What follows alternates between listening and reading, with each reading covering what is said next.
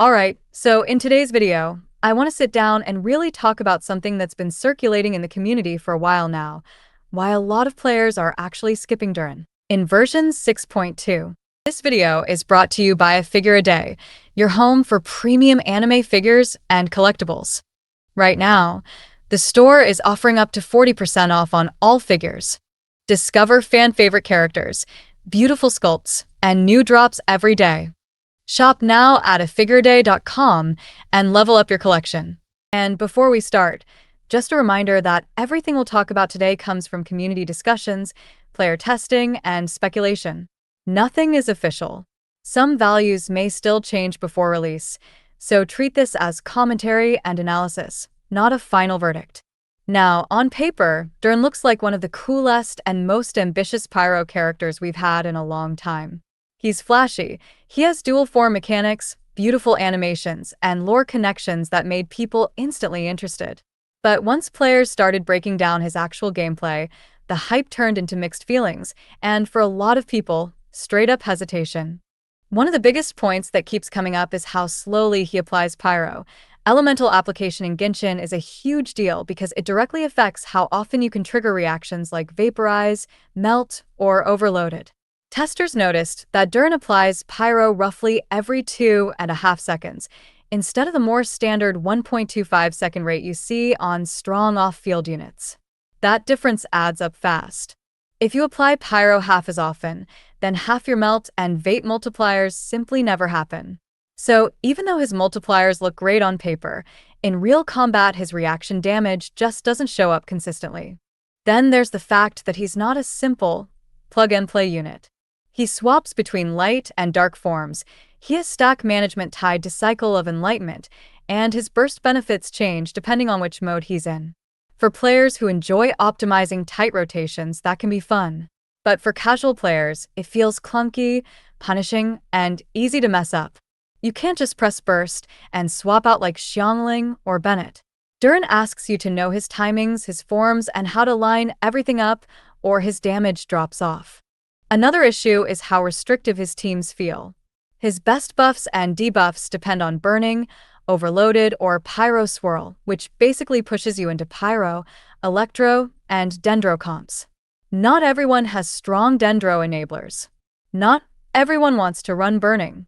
And his Resistance Shred requires you to hit Burning enemies specifically, so if your team can't maintain that status, you lose value. His new passive, the one that gives up to 25% extra burst damage based on attack, encourages building him for high raw stats, but then his kit leans heavily on reactions that he can't trigger quickly. So he ends up flexible on paper but restrictive in practice.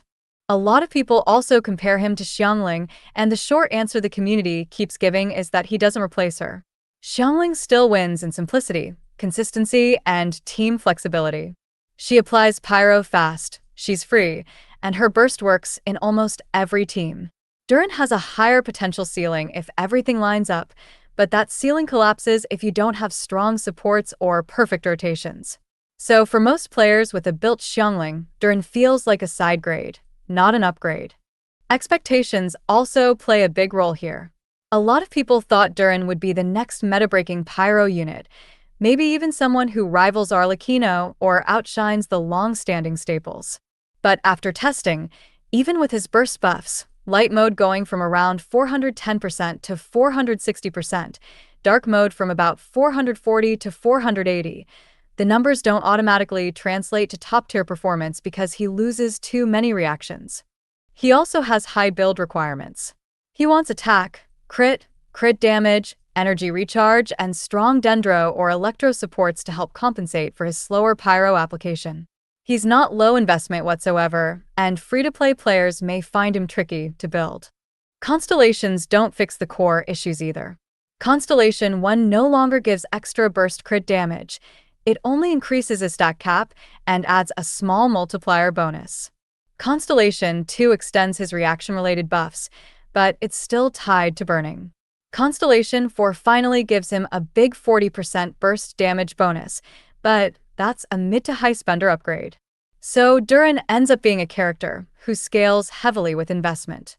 Whales will make him look fantastic, but C0 players won't get the same results. And there's a timing factor too. The upcoming patches are loaded with anticipated reruns and new limited units. Spending primo gems on a conditional, high-maintenance character feels risky when versions 6.3, 6.4, and 6.5 might bring some of the most hyped banners of the year.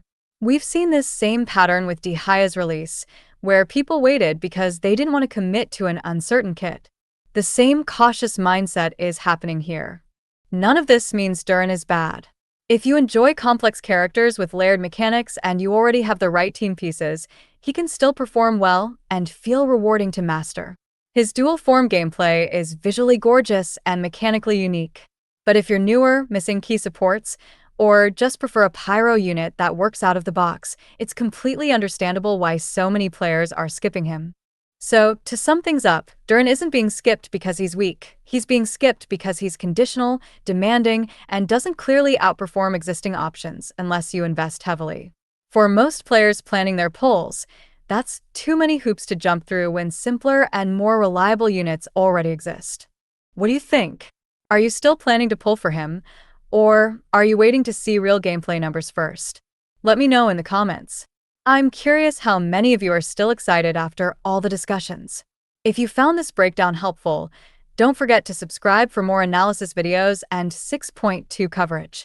Thanks for watching, and I'll see you in the next one.